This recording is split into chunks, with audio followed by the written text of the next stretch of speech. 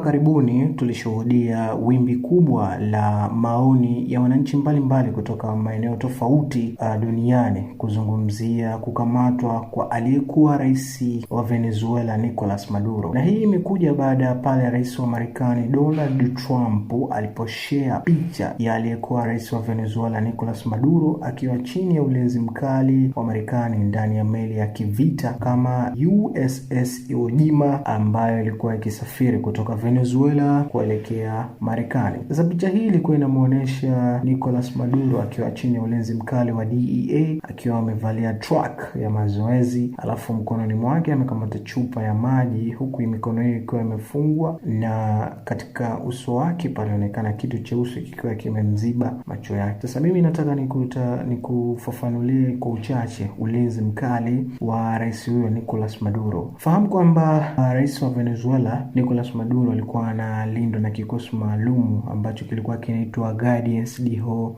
Presidential chenye mamia wanajeshi na makomando waliokuwa wamebobea katika ulinzi wa viongozi. Kikosi hicho kilikuwa kinatumia mchanganyiko wa silaha mbalimbali nzito kama vile AK-103, PMK, machine guns na MAG guns. Lakini kwa upande mwingine hawa jamaa walikuwa wanatumia droni maalum ambazo droni hiyo ilikuwa imetengenezwa Iran na ilikuwa ina kamera za usiku, yani night vision, na zina uwezo wa kuruka muda mrefu kufanya upelelezi, yani surveillance, na kutuma taarifa moja kwa moja kuelekea pande za ikulu. Halikadhalika walikuwa wanatumia droni ya Kichina ambayo ilikuwa inajulikana Wanglong ASN 206 ambazo hizi zilikuwa zinatumika kukwepa na kuzuia mashambulizi na makombora ambayo yalikuwa akilengwa katika msafara wake. Lakini kikosi hicho unaambiwa kilikuwa kina magari maalum ya kuzuia risasi ambayo yanatoka Russia,